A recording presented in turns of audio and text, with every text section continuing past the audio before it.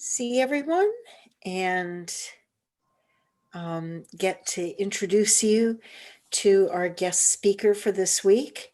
Um, I think that I think Alicia gets I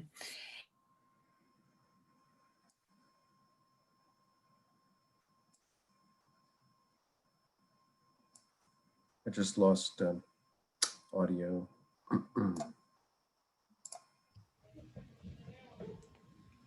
There you go.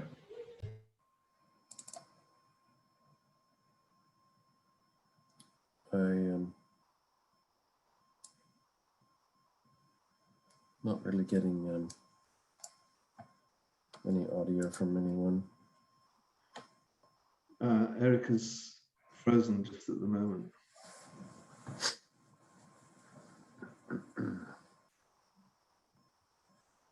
I'll take this moment to get some water.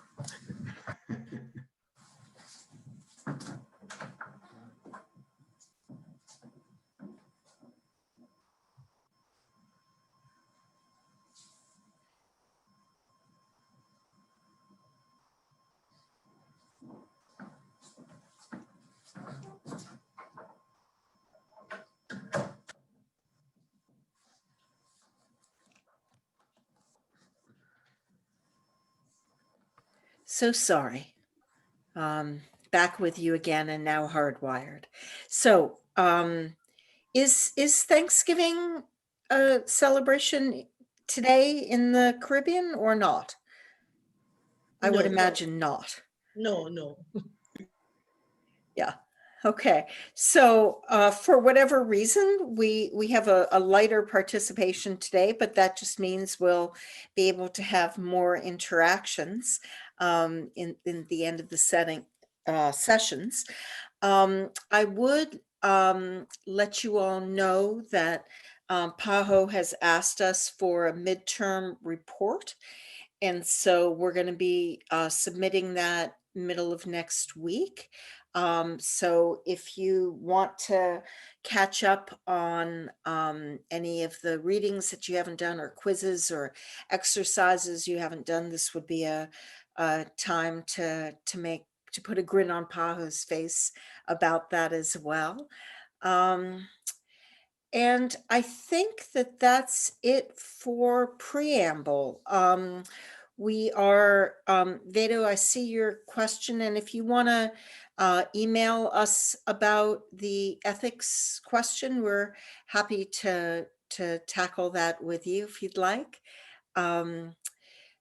I think that we're going to go ahead and launch into this week's presentation. So this is a presentation that I've been building up since day one because you've had a chance to meet many of my personally most admired leaders in public health, including Dr. Heller, who you see here today, and others. But I've talked about Tim quite repeatedly because of the diversity of ways that he's able to show leadership in public health and the diversity of ways that we've worked together, both as academicians and as active participants in non-governmental organizations on climate change issues,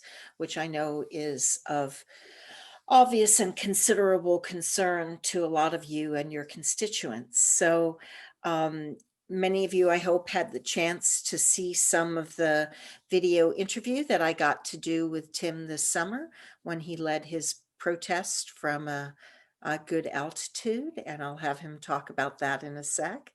I hope that if you didn't get a chance to see any of the video yet, that you'll get to see it. In all my years as a reporter, I've never interviewed somebody in a tree before. So I really enjoyed getting to do that. So Tim, you want to take it from there and talk to us about advocacy and leadership and how we might benefit from your decades of wonderful intervention in those areas.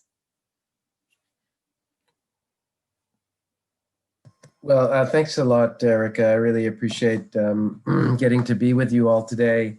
And actually, I wish I really was with many of you. I would much prefer to be south of the United States in the Caribbean basin than where I am today, which is a beautiful spot here in British Columbia, but it's very cold, very rainy, and you know what I mean. Um, I'm gonna run through some slides that I have, but I first want to give you a little bit of background about me. I am a physician scientist. I just retired in January from clinical medicine and in occupational and environmental medicine.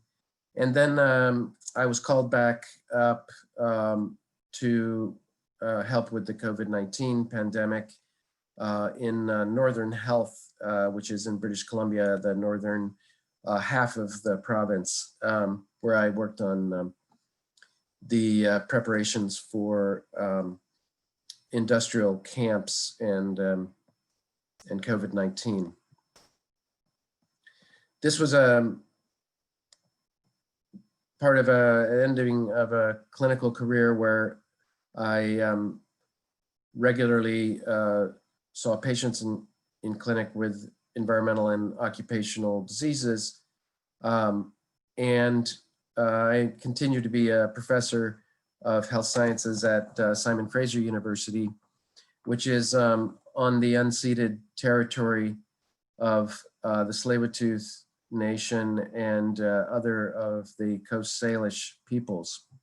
And I'm very, very honored to be able to live and work on these unceded territories. It is, in fact, through a better understanding of that relationship to the land that I've learned from the Tsleil-Waututh, Kikite, the Coquitlam, and other peoples here that has really shaped my focus in my work now, which is on climate change, the human health impacts of climate change, and most recently, the need to respond to the climate emergency. So I am very, very fortunate and privileged to have been on a sabbatical in recent months and have been able to focus my attention on actions that are fundamental to what I believe is protecting the planet from the ravages of climate change. And as you can imagine, this is not the usual activities of a physician scientist. And so the action, of course, has come with its own challenges. And I'd be happy to discuss that with you. I am quite cognizant of the climate risks that many of you face from extreme weather events, sea level rise, the degradation of water resources. And I think, we're at a crossroads for public health with regards to the climate emergency. So I'll run through a little bit of my presentation, but I would like to hear first from you, if I could, a few of you who are perhaps accustomed to speaking on the Zoom, through your work here. If you could tell me a little bit about where you are and what you see as the most pressing threats to your life there in the island world.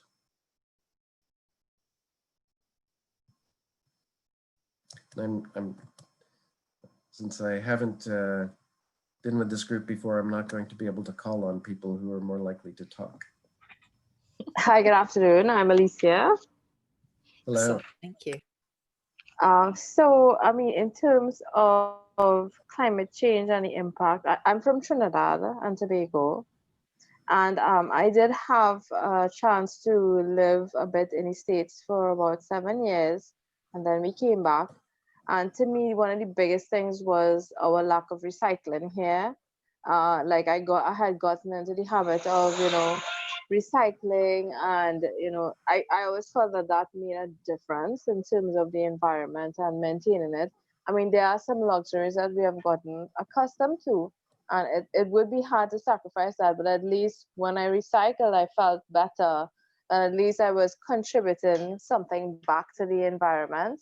And when I came back here, there was nothing in place, and you would see people just carelessly, throwing garbage all over with no clue that that same garbage that they're not recycling or not disposing of appropriately would come back later to haunt them, basically, in terms of their health. And we see that every day. So that, to me, that was one of the things that impacted me the most. And people don't seem to be aware of how the impact of their actions are in terms of preserving your environment, and how it could ultimately come back to affect you, of course, in many different ways, but for me, in terms of health. So, that was one of the things that struck me the most. Thank you. Anyone else? Yes, hello. Hello. My name is Dr. Calais Philippe, and myself and my colleague, Dr. Mitchell, are in the Bahamas. And I'm a focal point for climate change and resilient health systems. And we are currently working on our climate change profile for the Bahamas, with the recognition that in the next 50 to 100 years, the islands of the Bahamas would be underwater. And we have to consider the strategy of migration of the population. Currently, even though our carbon emissions are very low, we are most at risk for typhoons and hurricanes and flooding. And over the last 5 years, 5 to 10 years, we've had significant hurricanes in the Bahamas. Last year would have been Hurricane Dorian, Category 5, that really literally destroyed Abaco. I had a chance to fly, and you would have thought a bomb was dropped. That's how significant it was. And also, we had an impact on the island of Freeport as well, because we're just about above sea level.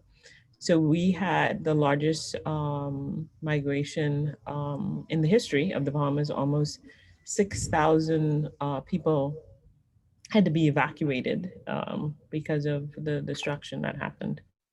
So we are seeing it very much and really dealing with it still. So it's significant for us. Thank you for sharing that. I have spent about 4 years now in Nicaragua, and I was fortunate enough to have survived a hurricane there, and I did visit the Atlantic coast following a massive hurricane in 1988, and I've seen the forest flattened as you describe, as if a bomb had gone off. it's terribly frightening and something that sometimes I wonder if we could just package that in a way that people could feel it without having to go through it. We might get more attention to the ravages of climate change. I It did looks have, like you have a couple other folks who wanted to yes, contribute. please. Oh, I see the hands now. Okay, thank you. So Jean-Claude. Yeah. Good afternoon, everybody. I'm Jean-Claude from Haiti, and in Haiti, we're facing a quite dilemma because, on one hand, we're suffering in our own bones the consequences of the climate changes. In Ireland, the means of product that we have uh, doesn't allow us to take good decisions and doesn't allow us to act at the middle of our situation we're facing. In this case, when we are living like where we're facing issues and we don't have sufficient resources, we using like we need. I don't know. When I'm source, I mean personal human resource, like economic and any type of resource. We have this lack of resources from how can we much be dealing with certain issue like change in country with little resource. That's my question, and I like to see, for example, if I like to to make a kind of sensitization with public officials, how can I start to tell them to take this decision? And there are so many, so many problems to solve before. That's my question. Thanks. Thank you, Jean-Claude. I will return to that at the conclusion, because I think the reality of your question is extremely important, especially for public health today, where everywhere there are so many challenges in our work every day that we are working as hard as we can. How can we fit in one more thing and something as complex as climate change? And Kayla, you have your hand up. I hope I'm saying your name right. Kayla? Kayla I Philippe? think that might have been from before, possibly, Tim, Okay, unless you Yes. have something else to add, Dr. Philippe. okay. Yeah, please, Okay, please go ahead. well, I will proceed then with a brief presentation. And having been through enough very boring medical school classes myself in my life, I really appreciate it when people interrupt me. So please do, and I will return to Jean-Claude's question at the end. So I'm going to do a screen share here, and I hope that this works. And here we go.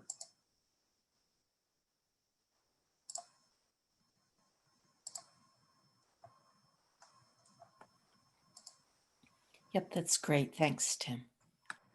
Okay.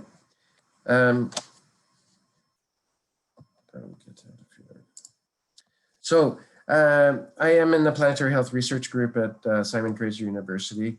And what I want to just tell you here is a little story about how I got to the end of my rope with climate change. And just to comment on Jean-Claude's question, I'm in a very privileged position.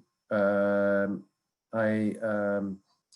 live in a country that is very rich and we have time to think about climate change and teach about climate change and try to improve our relationship to the planet. But it is unsavory that we have this wealth because it is on the backs of many of the other inhabitants of the planet, because we are the third or fourth, depending on the year, largest producer of fossil fuels in the world.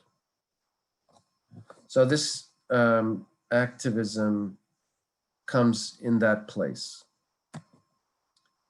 I have a disclosure slide. I have been paid to work at this interface of climate change and health and resource extraction. That is the way I describe my work now at that nexus.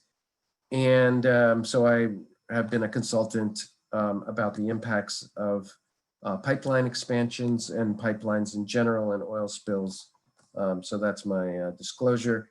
I also am a member of the Canadian Association of the Physicians for the Environment, who came to visit me when I was in my tree. And this is a picture of me in August, when I was in the tree, which, as you can see, I am not at the moment in the tree.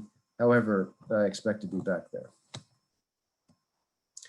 So the front line of climate change, we talked a little bit about your front line of climate change and the shifting of storm patterns, flooding events, refugees, and forced migration. We are also at the front line of climate change here at my university. This is Simon Fraser University on the beautiful Burrard Inlet, and in the background there, the city of Vancouver. This mountaintop university is surrounded by a beautiful forest, and that is beauty on the one hand, and it is a threat on the other hand. In August and September, even though this is a rainforest, it dries out and is tinderbox and can go up in flames very easily. So this is also a front line of climate change that is worsened by this fact. What you see in this diagram, and I hope you can see my arrow going around, this is a tank storage facility for petroleum products, which are at the end of a long pipeline from the Alberta tar sands. And the products end up here right at my university. And this is the Burrard Inlet, where tankers take the product out through two dangerous narrows right in front of the city of Vancouver. This is also a front line of climate change. And we know this. We have protested for years the government action to increase the risk to the planet. And we are fortunately in allyship with our First Nations brothers and sisters who have been on this land for at least 4,000 years, probably longer. We keep discovering new findings of inhabitants here in southern British Columbia. So why is civil disobedience, which is what I am embarked upon, justified in today's climate emergency? I should be treating patients in clinic, right? I should not be engaging in illegal activity. That is a question. Maybe we can get to at the end. But to date, we have not had adequate action from government. We have seen ever increasing rises in carbon dioxide. And unfortunately, even this past year with COVID, when air travel was dramatically reduced, we have not had appreciable reductions in our emissions. We've had some better air pollution airsheds that have improved air quality, but overall our emissions remain high, way, way too high. So we are feeling these effects. You have described that. I have felt it. We all know it. And we also know the second point, that achieving a decarbonized global economy and securing the public health benefits it offers is not a technical or economic challenge. We know how to do it and we have the money to do it, but we do not have the political will to do it. And that is a question I think everyone in public health should be asking. Why do we lack this political will? Now, of course, voting is critical. And fortunately, I was born and raised in the US, and I just came to Canada 15 years ago, having lived in the US all my life. So I'm very happy that this guy is history. He will blow up and maybe burn down the house before he goes, but he is gone. And so voting is important, absolutely. But sometimes voting is not enough. And what this map shows is the pipeline route from the tar sands near Edmonton, Alberta, to the beautiful Burrard Inlet.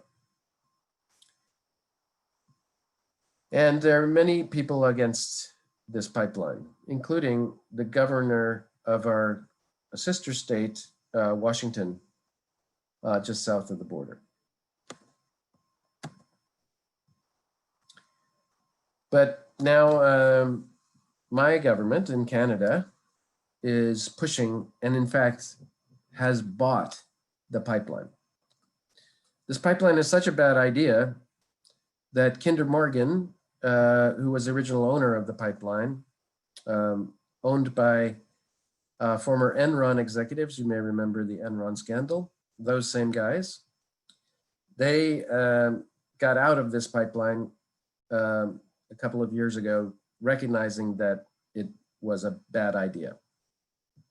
So if it's a bad idea for Enron, Trudeau made a big mistake by buying it. But he did buy the pipeline, and this is now putting my campus and my town, and in fact the planet, at risk. So there's a lot of politics in here, and I think it's time consuming and perhaps not even important.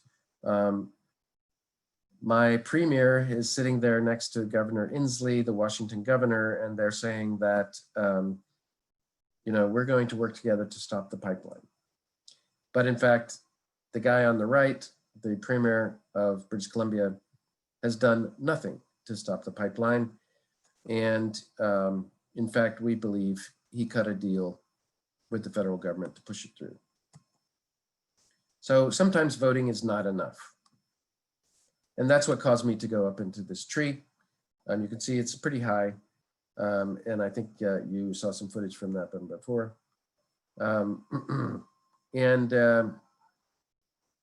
I was compelled to do this because I had tried everything else.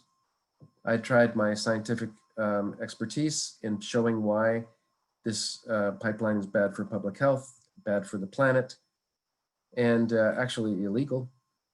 But I came to the end of my rope. And so we have, since August 1st of this year, blocked the pipeline here in Burnaby, British Columbia, also known as Kikite territory. And we're expanding. This is the new treehouse. You can see on the left here, that's where I was back in August. And now we are moving up in the world, and we will be a little bit warmer and drier, and certainly more comfortable in our new home. So how is this justified? I think this is important for public health to consider, the justification for breaking the law. So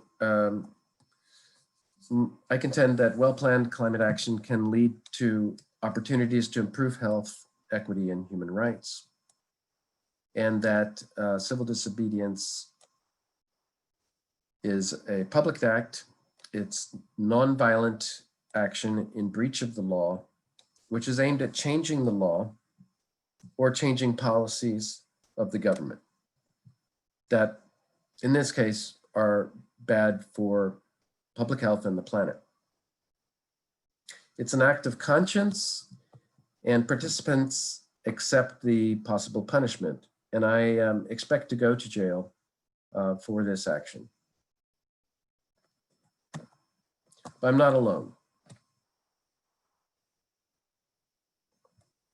In his letter from the Birmingham jail,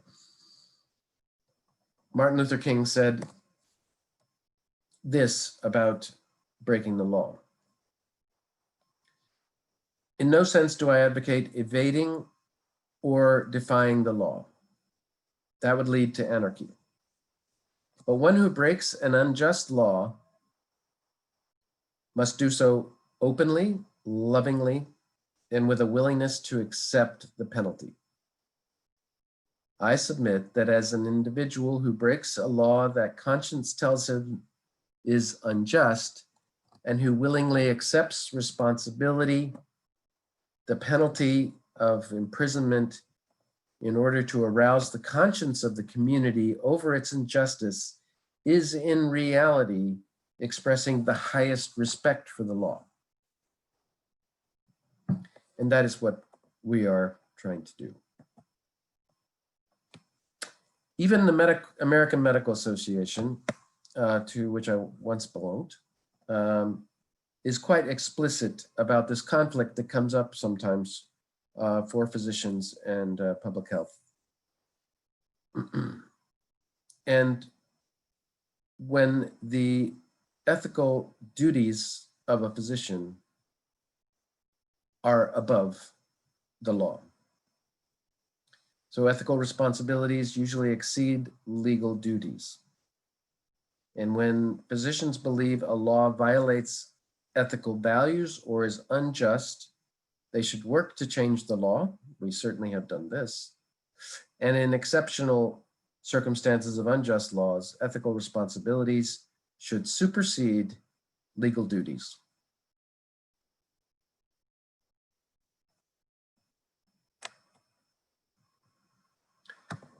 So we do have a duty to protect life on this planet. And this is it's a personal choice whether to break the law. I'm not advocating for any other individual to break the law. In our profession, of course, it depends on your career path. I, again, am in a very privileged position. I'm a tenured professor.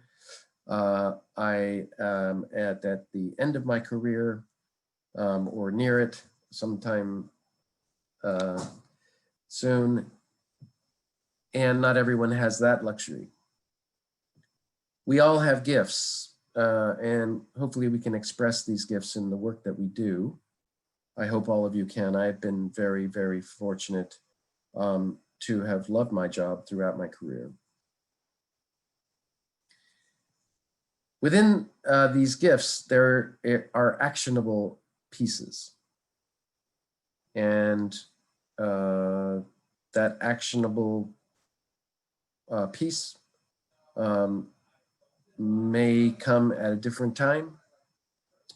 It can even change for me over the course of a year. And it's important to look for these gifts because we don't always recognize them. to reflect on them, and to learn how to express them. It is the ultimate in knowledge translation. So we have a lot of scientific knowledge, but as Jean-Claude pointed out, people don't always hear what we are saying. In fact, often when it comes to inconvenient things that we are saying, we don't say them clearly enough for people to hear. And action sometimes brings a clarity to what we are saying.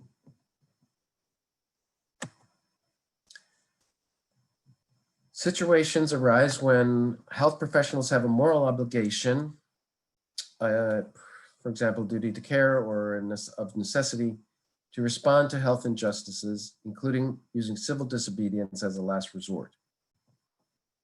And I put to you that action on climate change is now required. The governments are not doing it.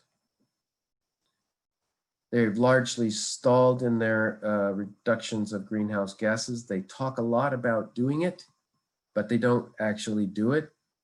And they, in fact, build new fossil energy infrastructure. This pipeline that we're blocking would be expected to be expanding the tar sands in Alberta for up to 40 to 50 years into the future.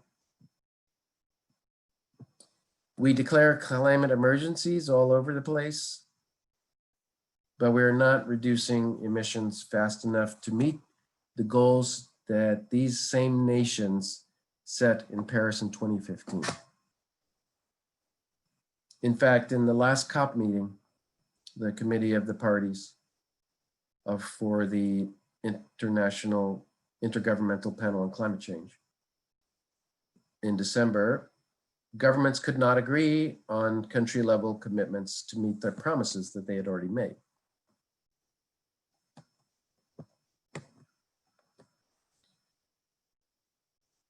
This pipeline was authorized by Canada the day after the Parliament declared that in Canada we have a climate emergency. The approval process has been flawed with disregard for Indigenous rights and disregard for health risks. And it has been driven by the oil and gas industry that is responsible for about 80% of Canada's greenhouse gas emissions. We have submitted 2 large reports outlining why an independent cumulative health impacts assessment of the project was needed. These reports have been ignored, and I was at the end of my rope. So I'm just very, very grateful for all the support that I have received throughout the years in the struggle to combat our activities that threaten the planet. And I just want to finish with these criterias that I believe are important to keep in mind when one is considering the actions like we are taking here on Kikite territory. And this is nicely outlined in the Lancet in this article. But the 5 criteria are: 1, that the situation is unjust; 2, that civil disobedience is the last resort. I think we have easily fulfilled these 2 criteria.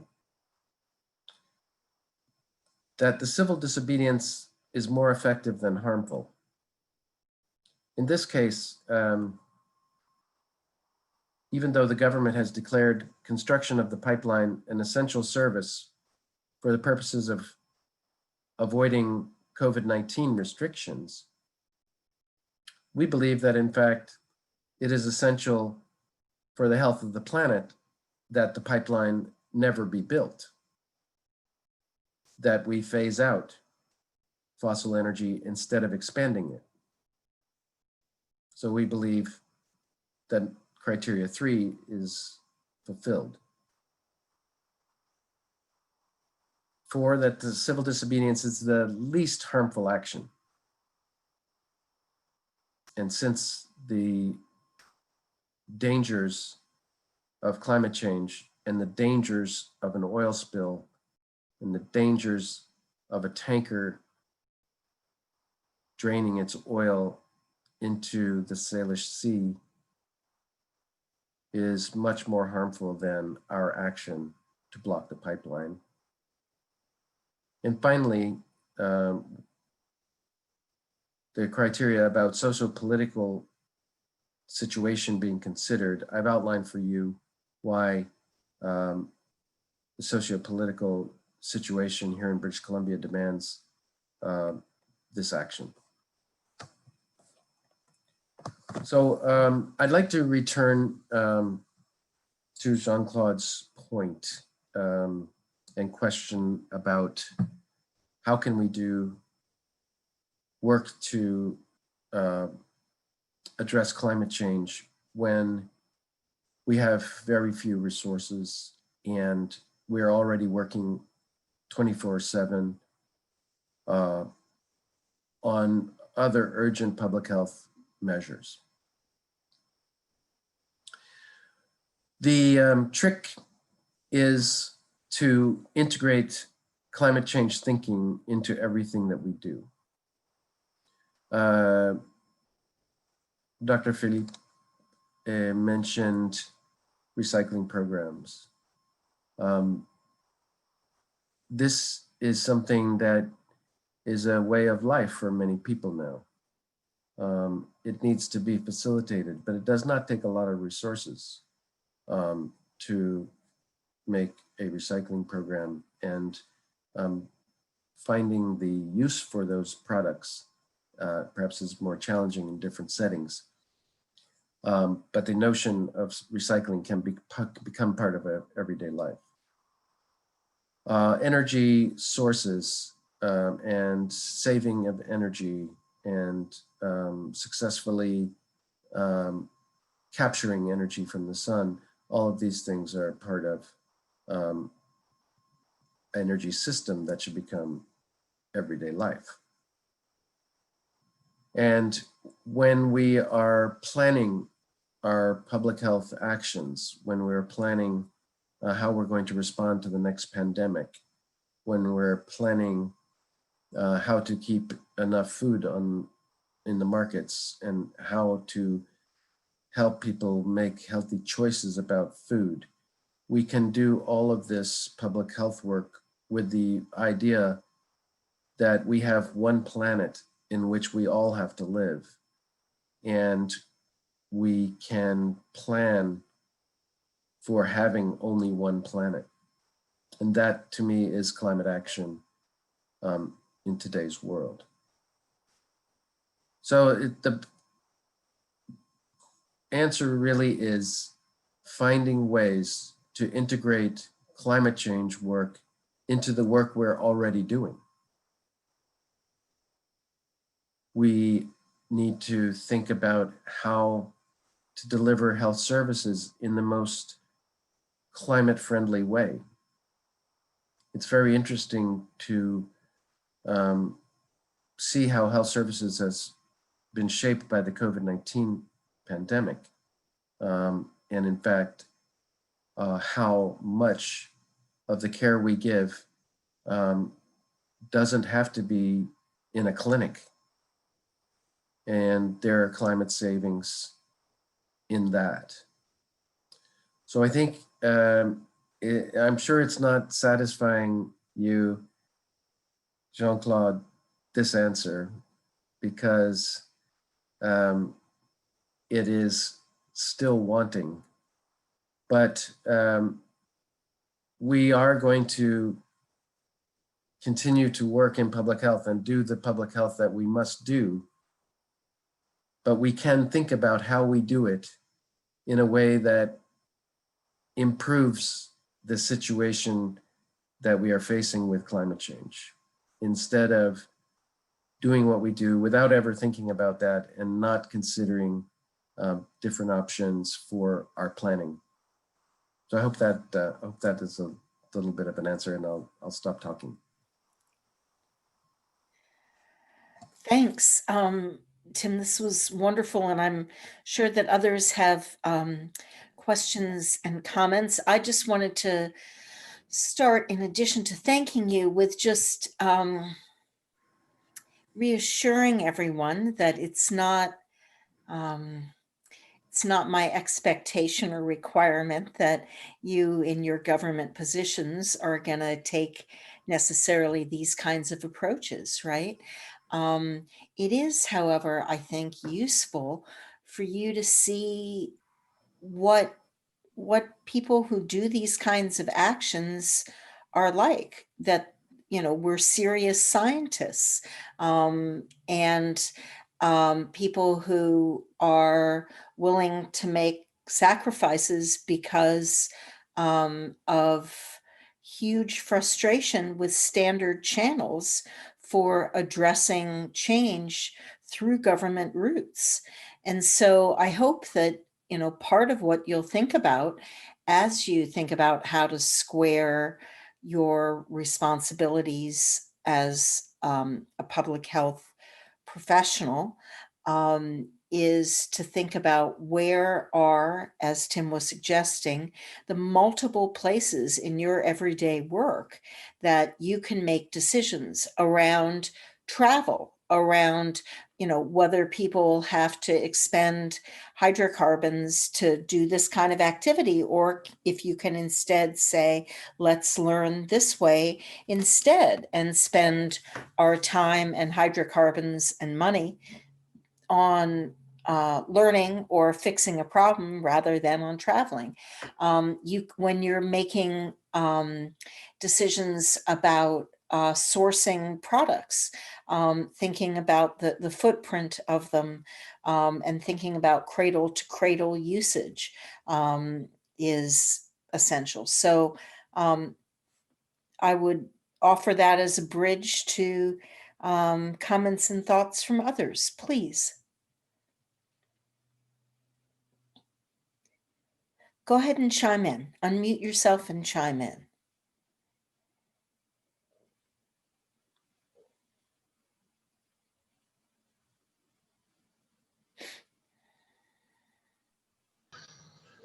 Yeah, good afternoon, everyone. Can anyone hear me? Yeah, sure can. Yeah, I think climate change is real, definitely. I remember our experience in Dominica after Hurricane Maria.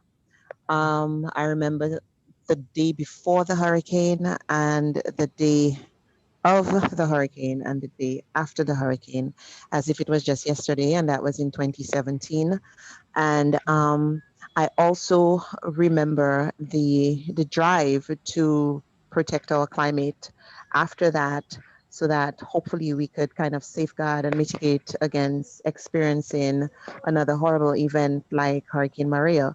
So I know in Dominica for sure we embarked on a absolutely no plastics.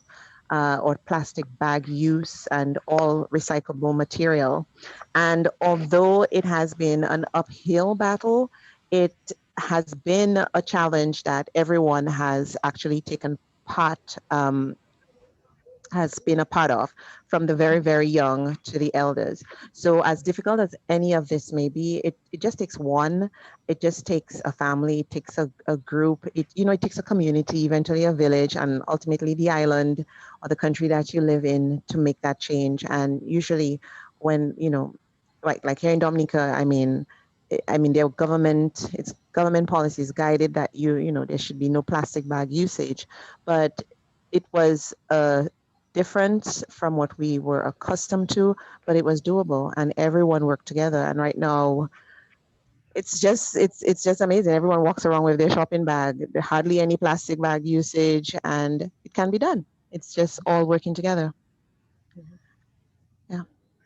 That's what I have to Now, say. I do think that we need those certainly things like plastic bags and recycling are visible and pieces that we can do ourselves daily.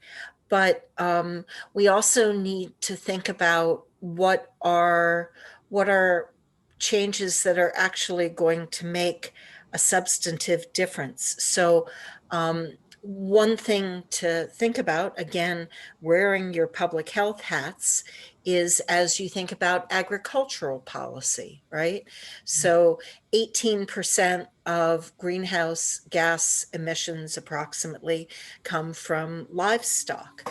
And so having solutions that encourage eating lower on the food chain as being useful for human health, but also as being useful for planetary health is worth considering as well. So, yeah, that's the other important piece that I might encourage you to think about, is really considering where the biggest footprints are.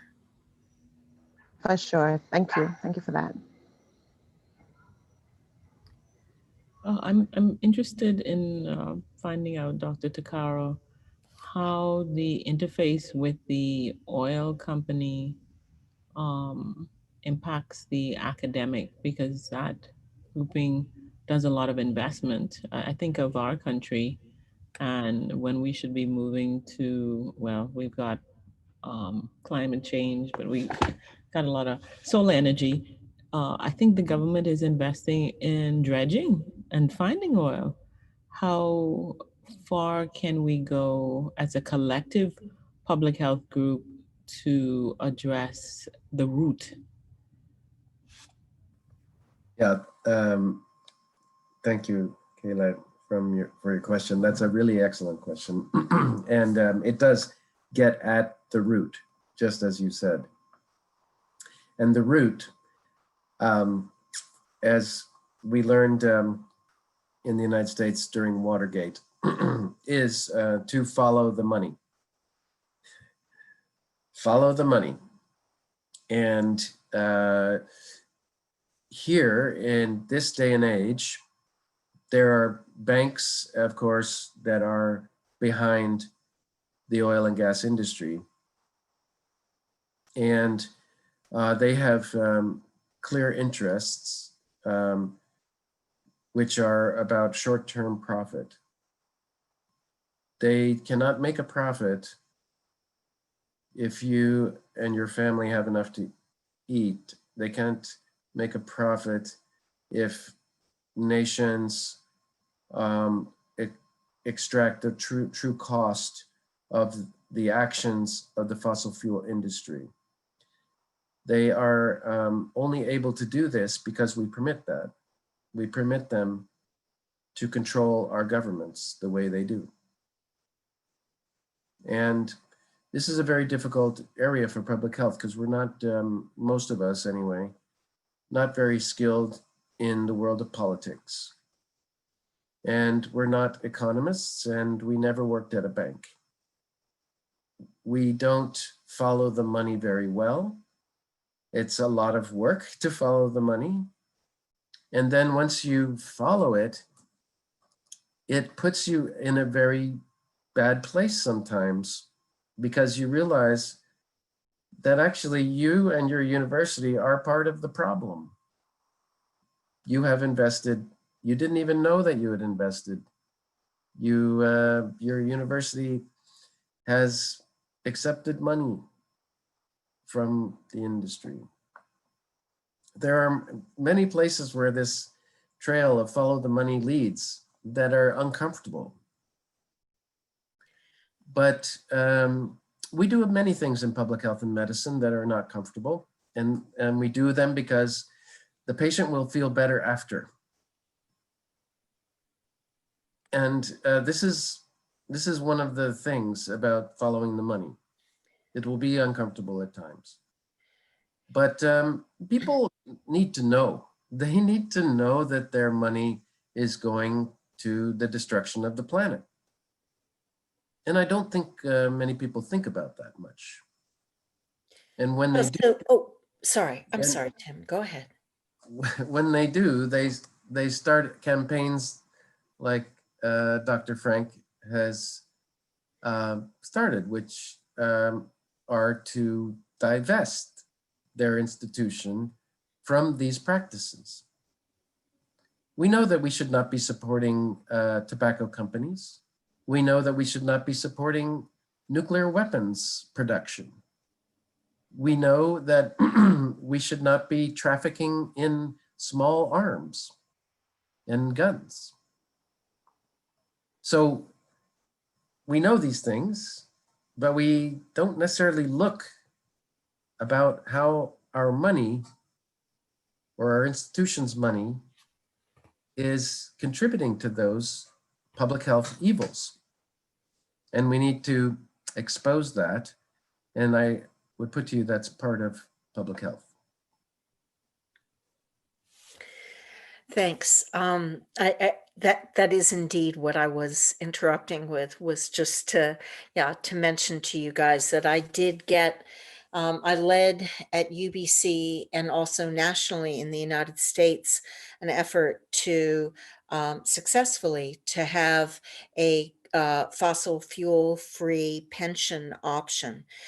So now TIA CREF, which is a $1 trillion investment company, has a low carbon social choice fund, and I was able to get them to do that with just going there with a couple other docs who had interests in this issue and saying, this is the right thing to do, here's a little data.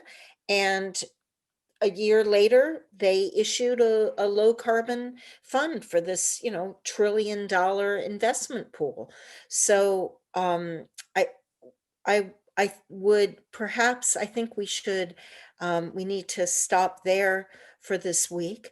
But I would, I'd encourage you, as you begin to think about your capstone assignment, which you're beginning this week, which is the letter to the editor, either to a journal, a professional journal, or to a newspaper.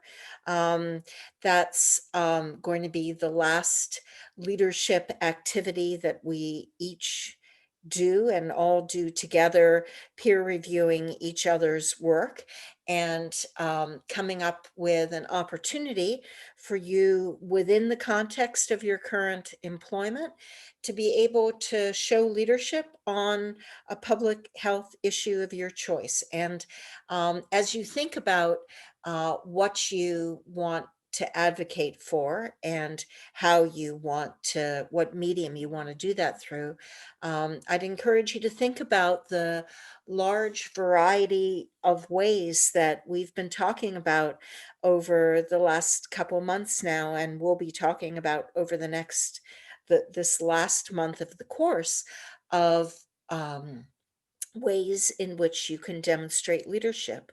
Um, your jobs obviously provide you with a lot of opportunities for that, but those are just the jobs that you're in at the moment.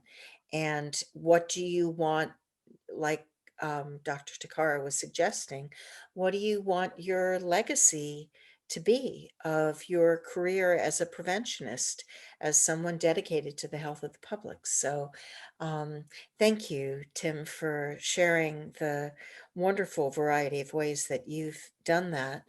Um, we will, next week, our speaker is going to be another longstanding friend and mentor of mine from Stanford, who the readings for next week begin to close in on the issue of community and leadership. And Marilyn Winkleby, our speaker for next week, was one of the principal investigators of the Stanford Five City Project, which was a critical initiative during the 90s to try to make change in social determinants of health on a community level, and provided a lot of the foundation for creating and thinking about how to address the sustainability development goals.